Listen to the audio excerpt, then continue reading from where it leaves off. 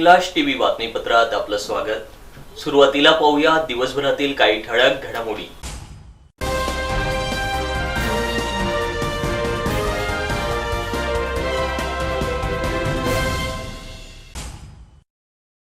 दुचाकी चोरणारे अट्टल चोरटे धुळे पोलिसांच्या जाळ्यात, 9 मोटरसायकली केल्या जप्त।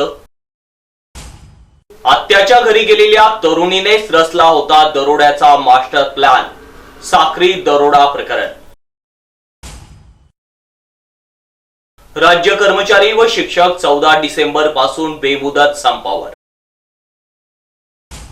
साक्री तालुक्यातील मौजे अंबापूर येथील अनधिकृत हॉटेल कृष्णा गार्डन बंद करा, महाराष्ट्र ठेलारी महासंघाची मागणी। अपघात टाळण्यासाठी तरवाडे येथे अंडरपास करावा, जिल्हाधिकाऱ्यांना देण्यात आलं निवेदन। धुळे तालुक्यातील जिल्हा परिषद मराठी शाळा गोताणे येथे केळी व अंडा बिर्याणी वाटपामुळे विद्यार्थ्यांच्या चेहऱ्यावर उत्साह। धुळे कृषी उत्पन्न बाजार समितीत हमाल कामगारांचा मेळावा संपन्न। लग्नाचा धुमधडाका सुरू झाल्याने वस्तू खरेदीसाठी बाजारात नागरिकांची लगबग। आता पाहूया बातमीपत्र विस्ताराने। अट्टल घरफोडी व मोटरसायकल चोरट्यांना धुळे स्थानिक गुन्हे शाखेच्या पथकाने शिताफीने पकडले आहे। या कारवाईत चोरीच्या 9 मोटरसायकली तर चाळीसगाव रोड पोलीस ठाण्या हद्दीत केलेल्या घरफोडीतील मुद्देमाल जप्त करण्यात आला आहे। कारवाईत 3 आरोपींना अटक करण्यात आली असून 2 विधी संघर्षित बालकांचा समावेश आहे। अन्य चोरट्यांचाही शोध सुरू आहे, अशी माहिती जिल्हा पोलीस अधीक्षक श्रीकांत धिवरे यांनी प्रसार माध्यमांशी बोलताना दिली।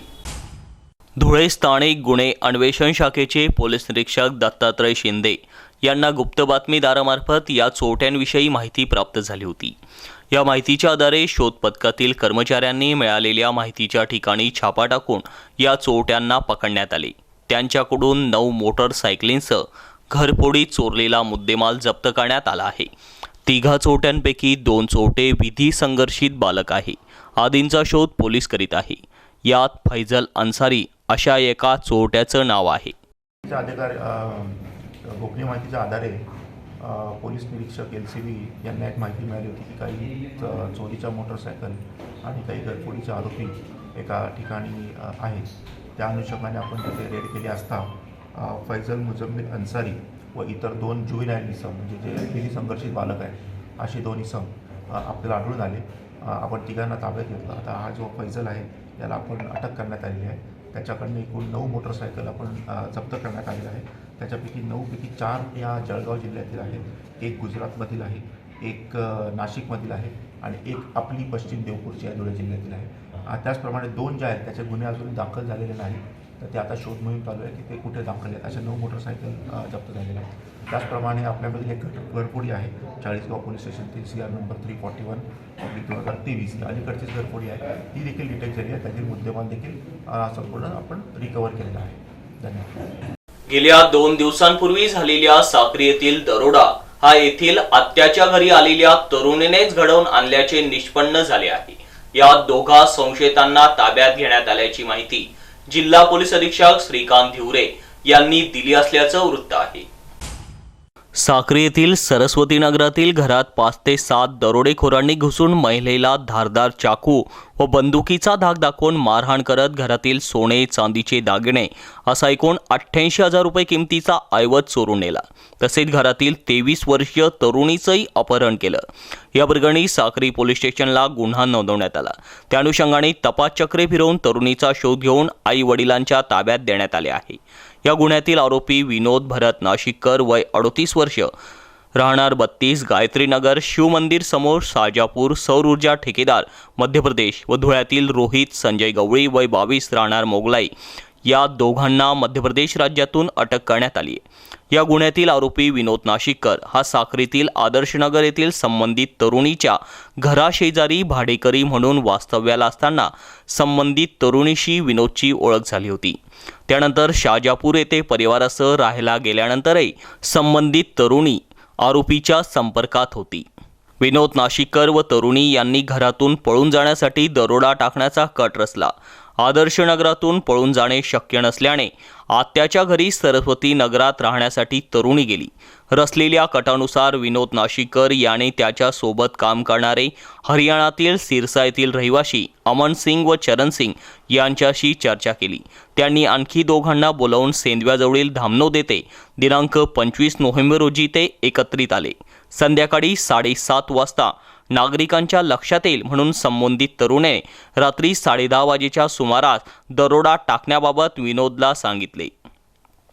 ठरल्यानुसार दरोडा टाकण्यात आला। संबंधित तरुणी विनोद व त्याचे 4ही साथीदार दरोडा झाल्यानंतर साक्रीतून रायपूरबारी येथे पोहोचले। तेथून रोहित संजय गवळी याने तरुणी व विनोद वगळता इतर चौघांना रतलाम रेल्वे स्टेशनला सोडले। आरोपी विनोद व तरुणी बोलेरो वाहन क्रमांक MP 13 ZB 4270 ने सर्व टोल नाके वगळून शाजापूरपर्यंत पोहोचले।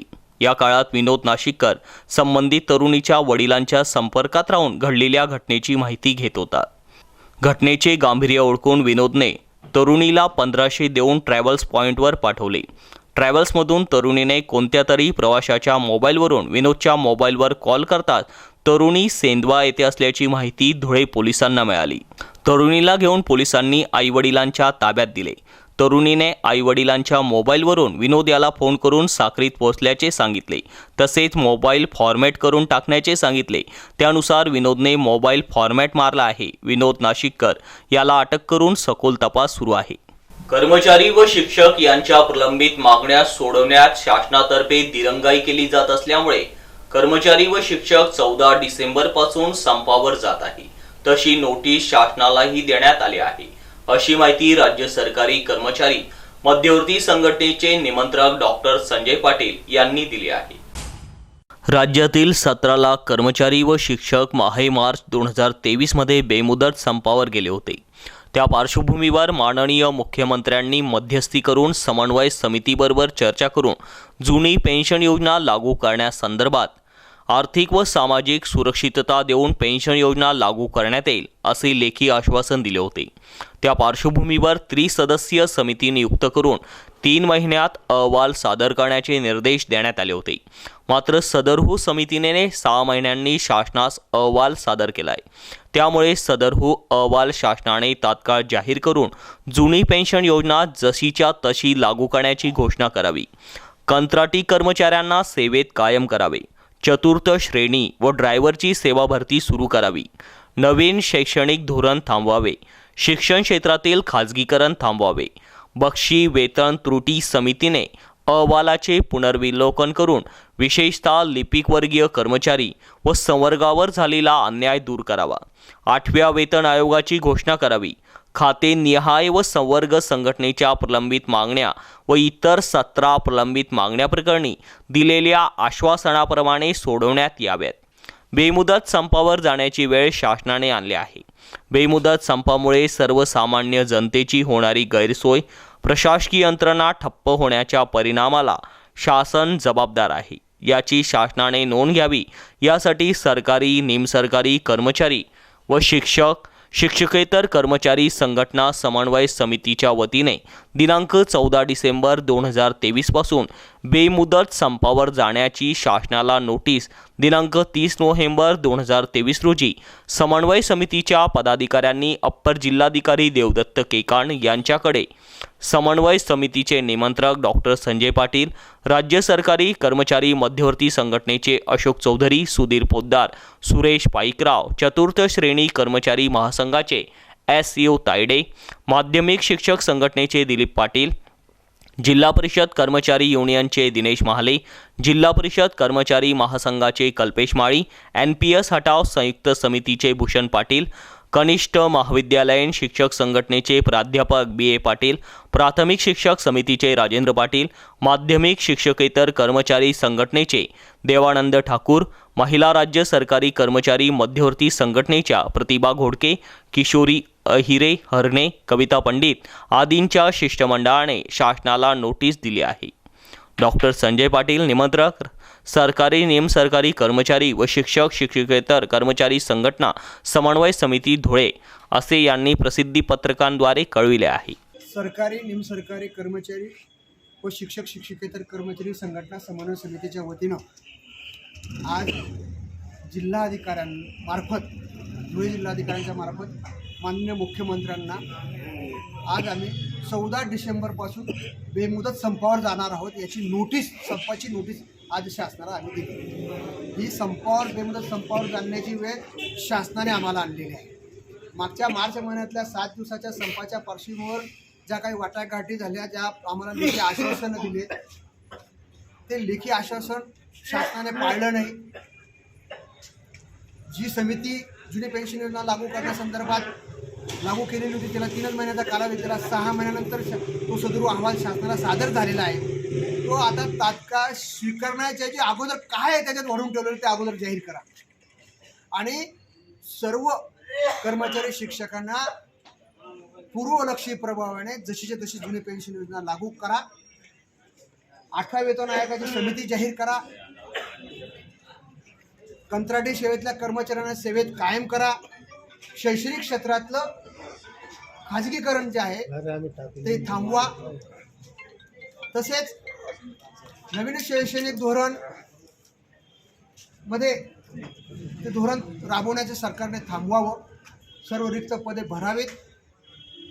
ड्रायव्हर आणि वर्ग 4ची पदं जी गोठवण्याचं सरकारचं धोरण चालू आहे ते मागे घ्यावं। जुन्याच धर्तीवर अनुकंपा तत्वाची भरती करावी आणि वर्ग 4ची आणि ड्रायव्हरची पदं पुनर्जीवित करून ती पदं भरावीत आणि जिल्हा परिषद आणि राज्य स्तराकडची बक्षी समितीचा, वेतन त्रुटी समितीचा अहवाल आणि 4थ्या वेतन आयोगाच्या समितीचा अहवाल याच्यामध्ये ज्या संवर्गावर अन्याय झाला त्याच्यातील विशेषतः लिपिक वर्गीय संवर्गावर जो अन्याय झाला तो तात्काळ दूर करावा। ज्या 17 मागण्याच्या संदर्भात शासनाने त्यावेळेस आम्हाला कबूल केलं होतं की त्या विभागाच्या सचिवांबरोबर चर्चा करून आम्ही हा प्रश्न तुमच्या मागण्या मार्गी लावू, परंतु 7 महिन्यात सरकारला त्या संदर्भात चर्चा करणारा कुठल्याही विभागाच्या सचिवांना वेळ मिळाला नाही। ही अत्यंत दुर्दैवाची बाब आहे। म्हणून नाईलाज असतो आम्हाला आता बेमुदत संपावर जाण्याचा निर्णय घ्यावा लागलेला आहे। तरी शासनाने याची गंभीर नोंद घ्यावी। जे काही जनजीवन विस्कळीत होईल, प्रशासनाचं काम ठप्प होईल, याला जबाबदार आम्ही नव्हे तर त्याला शासन जबाबदार आहे। ही शासनाने नोंद घ्यावी। साक्री तालुक्यातून मौजे अंबापूर येथील गट नंबर 28-1 मधील गायरान जमिनीवर अनधिकृत बांधण्यात आलेली हॉटेल कृष्णा गार्डनला तात्काळ बंद करून दोषींवर कार्यवाही करण्यात यावी अशी मागणी आज महाराष्ट्र ठेलारी महासंघाचे संस्थापक अध्यक्ष शिवदास वाघमोडे यांनी होम डीवायएसपी धनंजय पाटील यांना निवेदन देऊन केली आहे।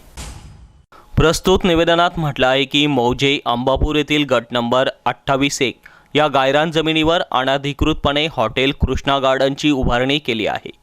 येथे अवैध व्यवसाय देखील सर्रासपणे सुरू आहे। या संदर्भात वेळोवेळी प्रशासनात निवेदने दिली गेली तरी अद्याप कुठलीच कार्यवाही झाली नाही। त्यामुळे हॉटेल कृष्णा गार्डन तात्काळ बंद करून संबंधित दोषींवर कार्यवाही करण्यात यावी अशी मागणी निवेदनातून करण्यात आली आहे। मेंढपाळ ठेलारी समाजाच्या वतीने माननीय एसपी साहेबांना निवेदन देण्यात आले। त्या निवेदनाचा आशय असा होता, साक्री तालुक्यातील मौजे अंबापूर गावातील गायरानवर अतिक्रमित हॉटेल कृष्णा गार्डन, या कृष्णा गार्डन हॉटेलवर देशी व इंग्लिश बनावटीची दारू सर्रासपणे विक्री होत आहे आणि अशा बनावटी दारूपासून येणाऱ्या काळात मोठी जीवितहानी होण्याची दाट शक्यता आहे। या आशयाने आज आम्ही माननीय एसपी साहेबांना निवेदन देऊन सनी विषय मांडला की अशा देशी व इंग्लिश बनावटी दारू विकणाऱ्या अतिक्रमित हॉटेल मालकावर त्वरित गुन्हा दाखल करून सनी ते हॉटेल बंद करून सनी निवेदन देणाऱ्या सर्व मेंढपाळ ठेलारी समाज बांधवांना न्याय द्यावा आणि पुन्हा अशी देशी व बनावटी दारू कोणी विकणार नाही अशा प्रकारे कारवाई करून सनी योग्य तो न्याय मिळावा अशी मी माननीय एसपी साहेबांकडे विनंती केली आहे आणि आम्हाला न्याय मिळेल अशी अपेक्षा बाळगतो आणि माझे 2 शब्द संपतो। धुळे चाळीसगाव महामार्गावरील तरवाडे ते अपघात टाळण्यासाठी अंडरपास करण्यात यावा अशी मागणी इंदुबाई भदाणे प्रतिष्ठानचे अध्यक्ष बाळासाहेब भदाणे यांनी केली। याबाबत तरवाडे ग्रामस्थांच्या वतीने जिल्हाधिकारी अभिनव गोयल यांना या संदर्भाचं निवेदन देण्यात आलं। धुळे चाळीसगाव राष्ट्रीय महामार्गावरील तरवाडे हे 5,000वर लोकसंख्या असलेलं गाव आहे। तरवाडे गावाची लोकवस्ती ही नॅशनल हायवे 211 या राष्ट्रीय महामार्गाच्या दोन्ही बाजूस आहे. राष्ट्रीय महामार्गाच्या एका बाजूस जिल्हा परिषद मराठी शाळा, माध्यमिक शाळा, रेशन दुकान आदी सर्व प्रकारच्या रोजच्या दैनंदिन बाबी आहे, तर दुसऱ्या बाजूस वस्ती आहे. यामुळे ग्रामस्थांना वेळोवेळी राष्ट्रीय महामार्ग ओलांडावा लागतो. त्यामुळे येथे होणारे अपघात टाळण्यासाठी अंडरपास होणे गरजेचे आहे, अशी मागणी यावेळी करण्यात आली. यावेळी बाळासाहेब भदाणे, धुळे पंचायत समिती उपसभापती देवेंद्र माळी, सुनील जमादार, गंगाधर चव्हाण, सागर माळी, समाधान माळी, विशाल माळी, लोकेश माळी आदी ग्रामस्थ उपस्थित होते. विद्यार्थ्यांच्या गुणवत्तेबरोबर त्यांचे शारीरिक आरोग्य सुदृढ आणि निरोगी राहावं यासाठी शासनांतर्गत जिल्हा परिषद मराठी शाळेतील विद्यार्थ्यांना पूरक आहार म्हणून आठवड्यातून एक दिवस अंडा बिर्याणी यासह केळी वाटपाचा नियम हाती घेण्यात आला आहे. त्या अनुषंगाने काल बुधवार रोजी धुळे तालुक्यातील गोताणे येथील जिल्हा परिषद मराठी शाळा येथेही विद्यार्थ्यांना अंडा बिर्याणीसह केळी वाटप करण्यात आली. या प्रसंगी विद्यार्थ्यांच्या चेहऱ्यावर उत्साहाचं चित्र पाहायला मिळालं. शैक्षणिक क्षेत्रात नावारूपाला आलेल्या धुळे तालुक्यातील मराठी शाळेत शिक्षणाबरोबर विद्यार्थ्यांच्या गुणवत्तेत व त्यांचे आरोग्य सुदृढ आणि निरोगी राहावं यासाठी उत्तम अशा पोषण आहाराचं वाटप केलं जातं.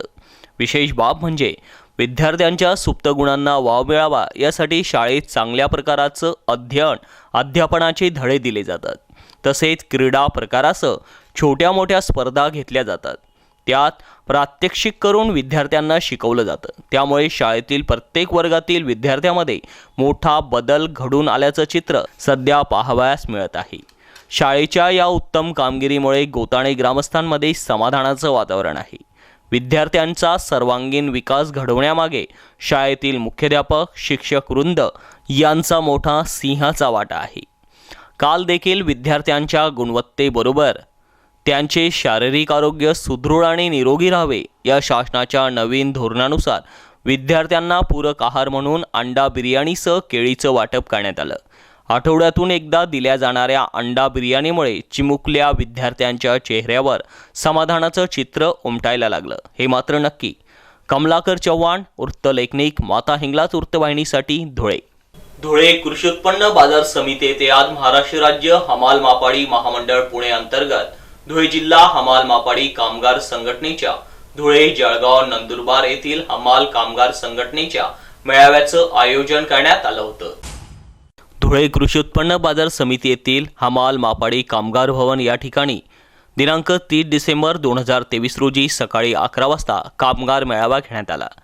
यावेळेस कार्यक्रमप्रसंगी महाराष्ट्र राज्य हमाल मापाडी महामंडळ पुणेचे सुभाष लोमटे, भाजपा जिल्हाध्यक्ष गजेंद्र अंपळकर, हमाल मापाडी संघटनेचे अध्यक्ष गंगाधर कोळेकर, संचालक भागवत चितळकर, आप्पा खताळ, अशोक आरडे, नंदुरबार शिवाजी वाडुचकर, संजय सपकाळ, जळगाव माथाडी निरीक्षक देवानंद बोढरे, भाजपचे ॲडव्होकेट किशोर जाधव, आनंदा महाजन, भिकन चौधरी, बाळू चव्हाण आदी सर्व पदाधिकाऱ्यांच्या उपस्थितीत सदर हमाल मापाडी कामगार मेळावा संपन्न झाला.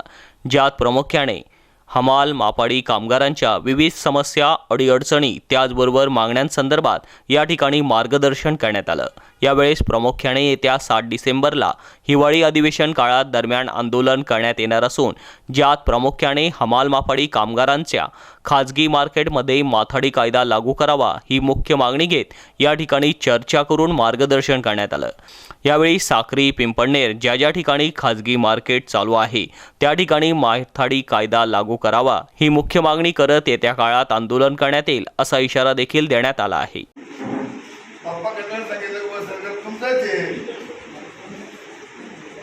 सरकार कोणतंही असो, चाहे बीजेपी असो, चाहे काँग्रेस असो, राष्ट्रवादी असो, शिवसेनेवर असो, आपलं काम म्हणजे आहे कसं कसं देतील घेतल्याशिवाय हे आपलं काम. याच्यामध्ये कोणतंच आपलं पाणी बांधणार नाही, आपलं स्वतः भांडायला लागा.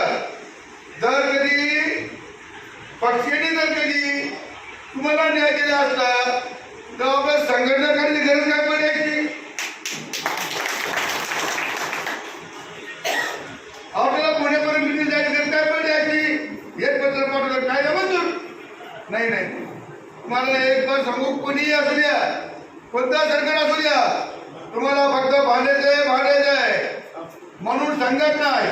संघटना म्हणजे महाराष्ट्र राज्य हवामान मापरी महामंडळ. हे हवामान मापरी महामंडळ ही आपली आई आहे. ही आपली आई, ही आईच आपल्याला देऊ शकते. आणि हे जे आता या पदाधिकारी चालले ह्या वयामध्ये फिरतात ते आज 8 दिवसामध्ये फिरतात, कोणाकडे फिरतात ते तुमच्या आपल्याकडे फिरतात, ते स्वतःकडे नाही फिरत. आज थंडी पाहत नाही, ऊन पाहत नाही, वारा पाहत नाही, पाऊस पाहत नाही, म्हणजे रात्रंदिवस फिरताय. म्हणून आपण हा एक विचार केला पाहिजे तर संघटना आपल्या संघा पाठवायची पुढारी आहे. म्हणून आपल्या मध्ये काही चाललं नाही फिरावं, हे सगळं सोडून दिलं पाहिजे. आणि आपण सगळ्यांनी एका जीवाने एक काम केलं पाहिजे. तोपर्यंत आपल्याला नियम मिळणार नाही. का आपलं चाललंय मग रशी मुलं असत मुलं ते चाललंय मग आपण काय घेऊ सगळं. दिवाळी पर्वानंतर आता वेध लागले आहे ते लग्नाच्या धूमधडाक्याचे.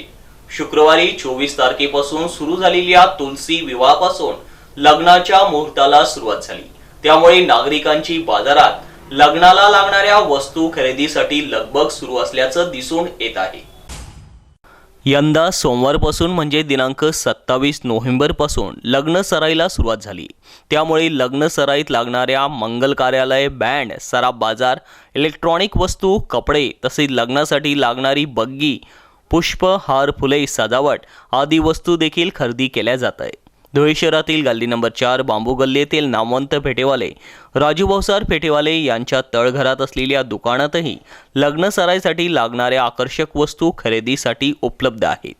आकर्षक फेट्यांपासून तर बग्गी, 4 चाकी वाहने आदी वस्तू उपलब्ध आहेत. त्या खरेदीसाठी नागरिक मोठ्या प्रमाणात गर्दी करत असल्याचं चित्र आहे. शेवटी पुन्हा एक नजर ठळक घडामोडींवर.